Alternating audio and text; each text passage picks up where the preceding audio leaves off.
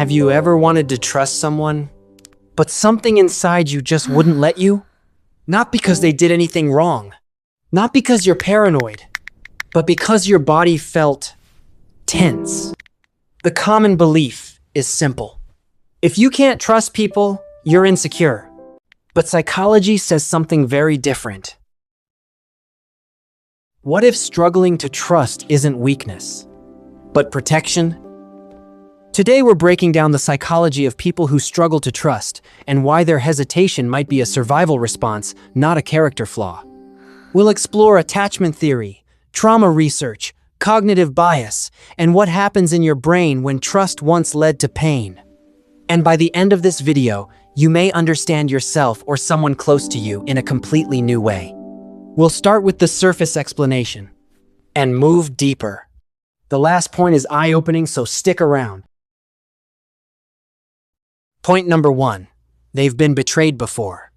This one seems obvious, but it goes deeper than someone lied. Betrayal is not just an event, it's a nervous system imprint. When someone we trusted hurt us, the brain stores that memory with emotional intensity. Dr. Bessel Kolk, trauma researcher and author of The Body Keeps the Score, explains. The body keeps the score. If the memory of trauma is encoded, the body continues to defend against a threat that belongs to the past.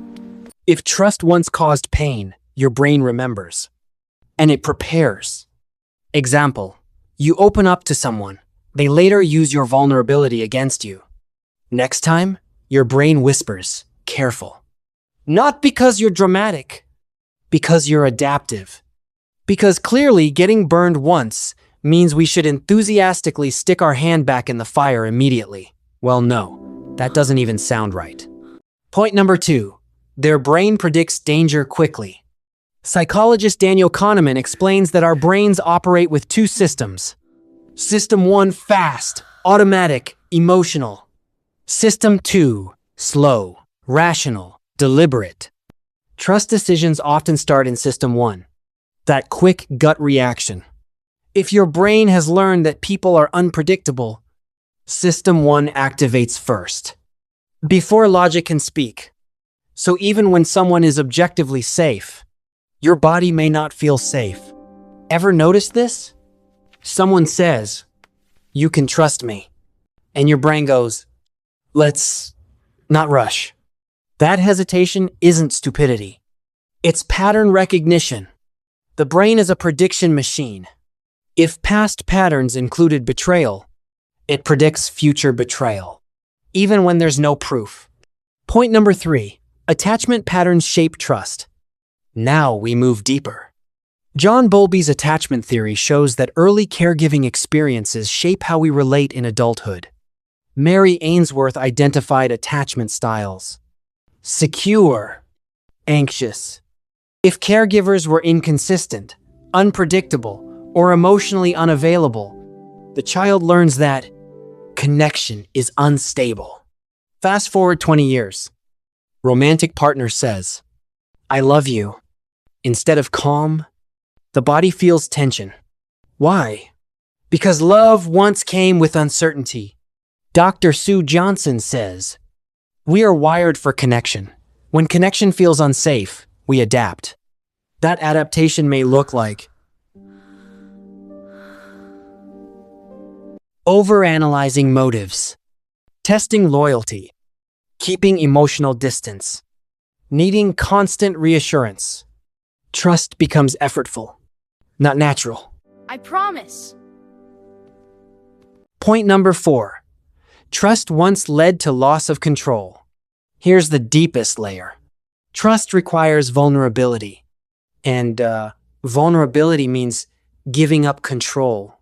Brené Brown defines trust as built in small moments of vulnerability. But for someone who once trusted and lost control, control feels safer than connection. So instead of, "I trust you," the brain chooses, "I'll stay guarded." Guarded means don't reveal everything. Don't get too attached. Always have a backup plan. It's not that they don't want intimacy.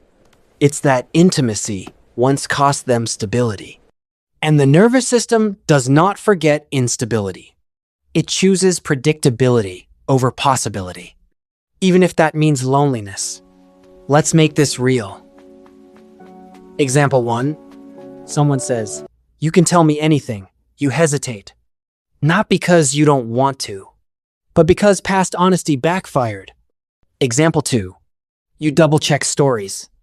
Not because you're suspicious, but because you've learned that details matter. Example 3. You struggle to fully relax in relationships. You're scanning, watching, observing. That hyper-awareness? Often a protection pattern. If trust issues were a sport, some of us would win gold medals in emotional background checks. But here's the thing. Hypervigilance is exhausting. It protects, but it isolates. Understanding trust issues doesn't mean glorifying them, and it doesn't mean excusing harmful behavior. They don't justify manipulation. Healthy growth involves learning nervous system regulation, recognizing projection, communicating fears instead of acting them out. Because eventually, protection that once helped can start hurting. If you struggle to trust, you are not broken. You are patterned. Patterns can be unlearned through consistent, safe relationships, therapy, emotional regulation work, gradual exposure to vulnerability. Safety rewires the brain. Repeatedly. Neuroplasticity allows new associations. Trust can be rebuilt. Slowly. So what did we learn? People who struggle to trust often carry betrayal imprints, have fast threat detection systems, developed attachment adaptations. Learned control feels safer than vulnerability. Their hesitation is often protection, not paranoia. And if this is you, be patient with yourself. Trust is not about blind faith. It's about repeated safety. And safety takes time. This is Psychology Amplified, where we make human behavior clear. If this resonated, your next watch should be why some people feel lonely, even in relationships. Because trust and loneliness are deeply connected. See you in the next one. This has been Psychology Amplified. Human behavior made clear.